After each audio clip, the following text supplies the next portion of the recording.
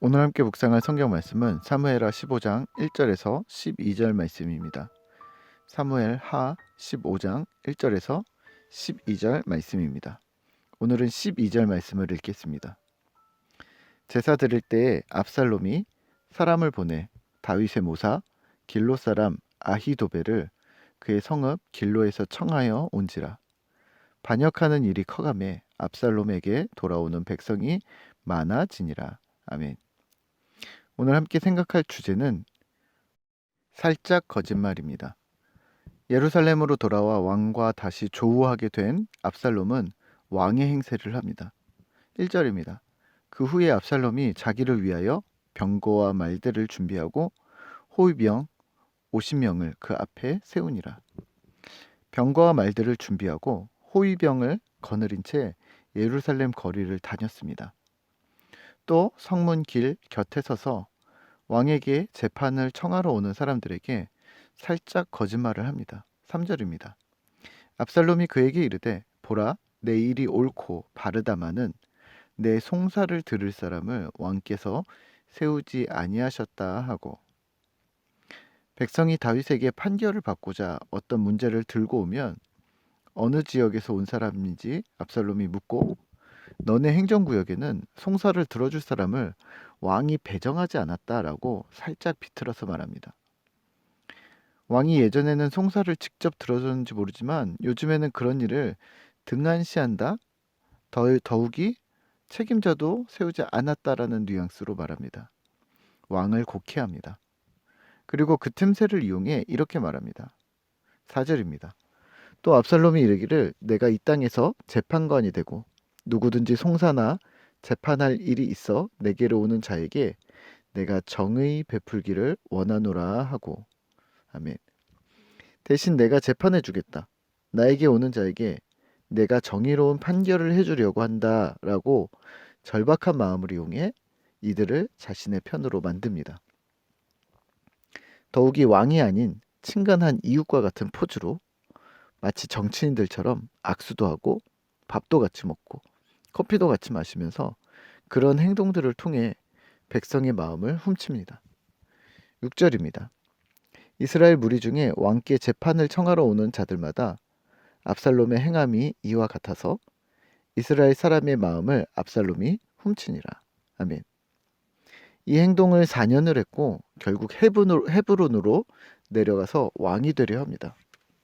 또 압살롬은 자신의 기반 세력을 확장하고 정보원을 운용합니다. 전략적으로 이스라엘 전역에 이들을 배치한 뒤 계획이 마무리되면 압살롬이 헤브론에서 왕이 되었다는 소문을 퍼뜨리도록 지시를 내립니다. 오늘 말로 하면 여론을 형성하는 것인데요. 이 계획은 성공합니다. 오늘 말씀을 묵상하며 우리는 무엇을 기억해야 할까요? 살짝 하는 거짓말입니다. 대놓고 하는 거짓말이 아니고 그렇다고 큰 거짓말을 하는 것도 아닌 작은 거짓말에 대해 민감하게 생각하셔야 합니다. 우리는 이를 이간질이라고 부르는데요. 작은 거짓말은 괜찮겠지라고 생각하는 것을 경계하셔야 합니다. 혹시 실수라고 하면서 이 실수를 남발하는 사람들이 있는데 이는 습관이 잘못 길들여져 있는 겁니다. 바로잡지 않으면 스스로에게 또 공동체 구성원에게 매우 심각한 문제를 야기하게 될 것입니다. 작은 거짓말은 큰 것을 바꾸지 않습니다. 약간의 정황과 상상력을 보태는 것으로 시작합니다. 그리고 이 작은 거짓말에 능수능란한 사람들이 있습니다. 본인 스스로 양심의 가책을 느끼는지 사실 모르겠습니다. 작아서 괜찮다고 생각하는 걸까요? 예전에 함께 사역했던 동료 중에 이런 거짓말이 습관이 되어버린 사람이 있었는데요. 밥 먹었냐고 하면 안 먹었답니다. 처음엔 그런 줄 알았는데 제 눈치를 보면서 관심을 받기 위한 대답이었다는 것을 알게 되었습니다. 아프다고 조퇴하고 다른 곳에 가 있고, 속이 안 좋아서 점심 안 먹는다고 해놓고서 사모님이랑 식사하러 가고, 신방 간다고 하고 집에 가고, 네, 작은 거짓말입니다.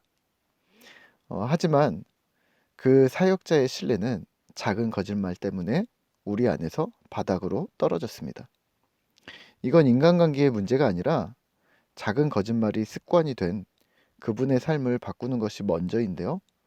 스스로 문제의식을 느끼지 못한 그분은 쉽게 바뀌지 않았습니다. 또 어떤 사람은 다른 사람의 말을 다 포용하는 듯 하면서 말을 아낍니다. 결국 오랜 시간을 대화해도 자신의 이야기를 내놓은 것이 없습니다. 몇 년을 함께 사역하고 오래 교제를 했지만 그 사람은 눈치만 살피러 오는 사람이 되었습니다. 남은 안 속였는지 모르지만 자신을 속인 게 아닐까요? 여러 케이스 중 가장 피곤한 스타일은 질투하는 사람입니다. 나를 빼고 다른 사람들끼리 친밀해지는 것을 참지 못합니다. 내가 중심이 되고 싶은 건지 단순한 애정 결핍인지 모르겠지만 대화 속에 라이벌이 항상 상정되어져 있습니다. 그 사람보다 내가 더 매력적이고 뛰어난 사람이라는 것을 어필합니다. 여기에 작은 보탬이 시작됩니다. 어떤 팩트에 한마디 추측을 얻는 것인데요. 네, 작은 거짓말도 아니고 살짝 보탬, 살짝 거짓말입니다. 아니면 말고 시계 말인데요. 오늘 압살롬의 행태가 그러했습니다. 사실 다윗보다 압살롬이 더 인기가 많아질 수 있죠. 더 뛰어난 인물일 수도 있죠. 우리가 잘 모르는 축출함이 있었을 수도 있습니다. 하지만 압살롬은 없는 말을 살짝 보탭니다. 왕이 당신 족속의 송사는 들어주지 않아. 담당자도 배정이 안 되어 있어. 이 정권은 약간 허술해. 왕은 좀 게으른 것 같아. 난 그렇게 알고 있어. 아니면 말고. 6절입니다. 왕께 재판을 청하러 오는 자들마다 압살롬의 행함이 이와 같아서 이스라엘 사람의 마음을 압살롬이 훔치니라. 금세 들통날 줄 알았던 이 거짓말이 잘 통합니다. 그리고 사람들의 마음을 훔칩니다. 거짓말이라는 거죠. 압살롬은 거짓말로 사람을 모았습니다. 거짓말로 권력을 주었습니다. 거짓말로 권력을 유지했고 반역의 기반을 쌓았습니다. 질문 하나 드릴까요? 거짓말로 모여진 사람들에게 힘이 있을까요? 그 결말이 정말 괜찮을까요? 작은 거짓말은 결국 압살롬처럼 욕심이 과해져서 반역이 될 것입니다. 오늘 우리는요, 부탁드리기는 정직이 힘입니다.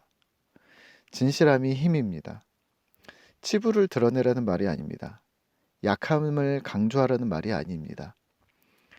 진실하게 상황마다 대하라는 겁니다. 누군가에게 어떤 말을 원하거나 어떤 말을 해주는 것이 능사가 아니라는 말입니다. 말뿐 아니라 생각과 행동까지도 진실함이 담보되셔야 합니다. 혼탁한 시대에 그런 정직으로 승부하는 신실한 신자 되시기를 기도합니다. 함께 기도하겠습니다. 하나님 감사합니다. 오늘 우리가 삶을 살아가면서 살짝 거짓말을 보태는 것이 문제가 아니라고 생각할 때가 있습니다. 하나님, 이러한 일들이 우리의 습관이 되어지지 아니하도록 주님 도와주시옵소서. 하나님, 작은 거짓말들이 모여서 우리의 신뢰가 바닥으로 내려가고 신뢰가 바닥으로 내려간 자들이 모여서 주님의 십자가의 신뢰를 내려뜨리는 것은 아닌가 심히 염려됩니다. 하나님, 주님 앞에 진실함으로 정직함으로 나아가는 것처럼 세상에 대하여 또 사람에 대하여 진실함으로 성실함으로 대하는 우리가 되도록 주님 도와주시옵소서. 혼탁한 시대에 그러한 정직으로 승부하고 그런 정직으로 주님 닮은 모습을 부로 살아가는 그런 신실한 제자 되도록 우리를 붙들어 주시옵소서. 주께서 오늘도 함께 하심을 믿습니다. 예수님의 이름으로 기도드립니다. 아멘.